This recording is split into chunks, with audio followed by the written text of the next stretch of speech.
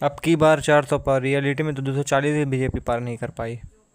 अब की बार 400 पार, रियलिटी में 240 भी पार नहीं हुआ बीजेपी का। और 3 दिन से एग्जिट पोल पे दिखाया जा रहा था 370 पार, 400 पार, 360 पार, 350 पार। एक्सिस माई इंडिया वाले जो चीचा हैं, इनको तो सब ढूंढ रहे होंगे। एक न्यूज चैनल पे ये रो भी रहे थे। ये चीचा का एग्जिट पोल था 360 से लेके 400 पार। बीजेपी इतना ज्यादा खुश थी कि वो जीतने वाले हैं। सुबह से उनके हेडक्वार्टर में दिल्ली में पूरियां तली जा रही थी, स्वीट्स बन रही थी। ये चीचा के साथ जितने भी न्यूज चैनल्स ने एग्जिट पोल बताया था, सबने सेम ही चीज बताई थी। हाल ये है कि वाराणसी से मोदी जी सिर्फ और सिर्फ 1.25 लाख और 1.5 लाख वोटों से जीते हैं। आप सोचिए, वो भी एक आम इंसान से। अगर वहां पे प्रियंका गांधी, सोनिया गांधी, राहुल गांधी होते तो क्या होता मोदी जी का। रायबरेली में राहुल गांधी जीते हैं 4.5 लाख वोटों से। स्मृति ईरानी जो इतना ज्यादा बोलती हैं न्यूज चैनल्स पे आके और इतने बड़े बड़े दावे करती हैं, वो अमेठी से हार गई। और वो इशारे करने वाली माधवी लता मैडम, वो तो इतनी ज्यादा बुरी तरह हारी हैं ओवैसी साहब से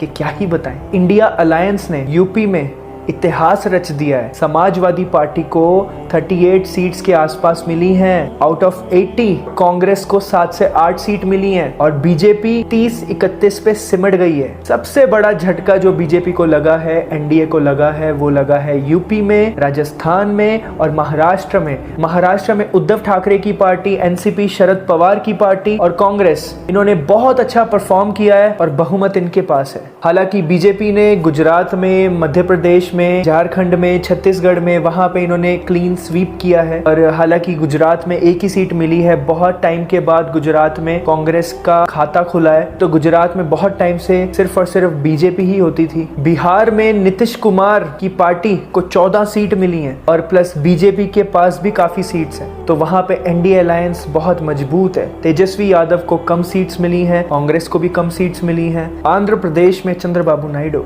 काफी अच्छा प्रदर्शन किया है उन्होंने। अभी अगर यहाँ पे बीजेपी को सरकार बनानी है, वो खुद से सरकार नहीं बना सकते, उनको चाहिए सहारा। वो सहारा होगा चंद्रबाबू नायडू का और नीतीश कुमार का।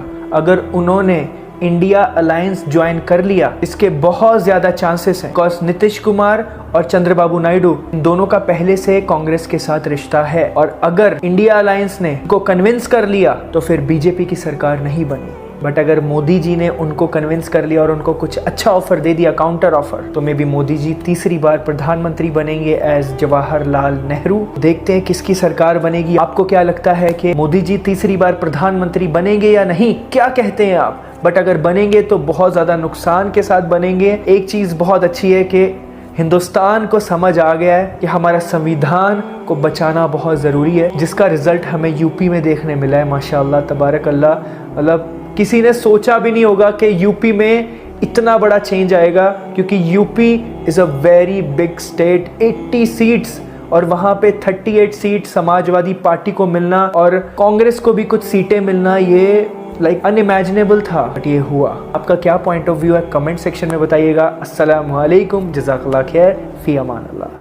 ब्रेकिंग न्यूज जो आपको गोदी मीडिया पे नहीं मिलेगी, क्योंकि गोदी मीडिया फेक एग्जिट पोल में व्यस्त है। कैसे आपको ये न्यूज देगा? और ऐसी न्यूज तो बाहर आती नहीं है, तो तुम्हारा भाई तुम्हें बताएगा। Ex BrahMos engineer Nishant Agarwal Pakistan ISI की मुखबरी करते हुए पकड़ा गया। उसको लाइफ टाइम की कारावास हुई है, ये सजा मिली है उसको। अगर ये गलती से बंदा मुसलमान होता तो हेडलाइंस पे होता हर न्यूज चैनल की। ये मुसलमान नहीं है, इस वजह से बेचारे को फेम नहीं मिल रहा है, अभी इसकी कोई बात ही नहीं कर रहा है। मैंने सोचा मैं ही बात कर दूं। फिर से मैं कहना चाहता हूं कि टेररिस्ट का, बेईमान लोगों का, गद्दारों का कोई मजहब नहीं होता। लोगों को रिलीजन के नाम पे बांटना छोड़ दो। लोगों को जज करना बंद कर दो रिलीजन के नाम पे।